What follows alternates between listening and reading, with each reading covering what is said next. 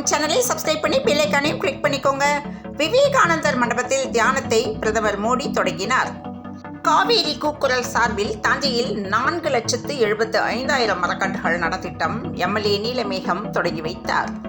பிரதமர் நரேந்திர மோடி தனிப்பட்ட பயணமாக வியாழக்கிழமை டெல்லியிலிருந்து விமானம் மூலம் திருவனந்தபுரம் சென்றார்.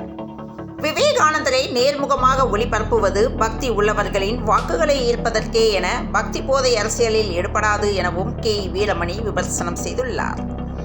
சென்னையில் கடந்த 7 நாட்களில் திருட்டு தொடர்பான 28 வழக்குகளில் தொடர்புடைய 49 குற்றவாளிகள் கைது செய்யப்பட்டனர்.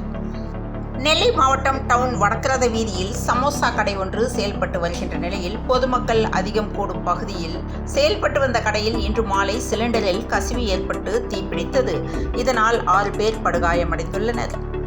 சென்னை பெசன்ட் நகரில் காவல்துறை அதிகாரிகள் சிலர் ஒரு வீட்டுக்குள் அத்துமீறி நுழைந்து தாக்கியதால் காவலர்களுக்கு ரூபாய் 1,50,000 அபராதம் விதிக்கப்பட்டுள்ளது.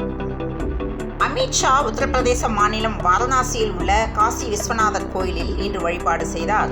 அங்கிருந்து வாரணாசியில் இருந்து திருச்சி வந்த அமித்ஷா அங்கிருந்து ஹெலிகாப்டர் மூலம் சிவகங்கை மாவட்டம் கானாடு காத்தான் வந்தடைந்தார். கன்னியாகுமரிக்கு பிரதமர் வரும் சூழலில் முன்னாள் ஒன்றிய அமைச்சர் பொன் ராதாகிருஷ்ணனுக்கு அனுமதி மறுக்கப்பட்டுள்ளது. கிண்டி மீனம்பாக்கம் ஆகிய 2 பகுதிகளில் நேற்று கோடை வெயிலின் உக்கிரத்தில் தீ விபத்து ஏற்பட்டது.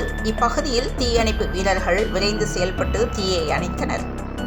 நெல்லை சார் பதிவாளர் ஆபீஸில் லஞ்ச ஒழிப்பு போலீசார் சோதனை செய்ததில் ரூபாய் 1,67,000 முக்கிய ஆவணங்கள் சிக்கின. பழனி அருகே பத்ரகாளியம்மன் கோயில் திருவிழாவில் பெண் போலீசார் சீருடையுடன் பூக்குழி இறங்கி நேர்த்திக்கடன் செலுத்தினர். நார்வேயில் சர்வதேச செஸ் தொடர் நடைபெற்று வருகிறது. இன்று நடந்த 3வது சுற்றில் இந்திய வீரர் பிரக்ஞானந்தா கால்சனை எதிர்கொண்டார். இந்த நிலையில் அக்கா தம்பியின் வெற்றி பயணம் தொடரட்டும் என அமைச்சர் உதயநிதி ஸ்டாலின் வாழ்த்து தெரிவித்துள்ளார். நாட்டு மக்கள் முன்னேற்றத்திற்காக பிரதமர் மோடி தவம் செய்கிறார் என தமிழிசை சவுந்தரராஜன் தெரிவித்துள்ளார். சேலம் விமானம் நிலையத்தில் இருந்து கொச்சி செல்லும் விமானம் நேற்று திடீரென ரத்து செய்யப்பட்டதால் 50க்கும் மேற்பட்ட பயணிகள் கடும் அவதிக்கு ஆளாகினர். இதனை கண்டித்து கோஷம் எழுப்பினர். உத்தரகாண்ட் மாநிலத்திலிருந்து ராமேஸ்வரத்திற்கு தரையில் விழுந்து வணங்கியபடி பக்தர் புனித பயணம் செய்தார். திருவண்ணாமலையில் கிரிவலம் சென்றார். விவேகானந்தர் மண்டபத்திற்கு செல்ல சுற்றுலா பயணிகளுக்கு தடை விதிக்கப்பட்டதால் சாலைகள் வெறிச்சோடின.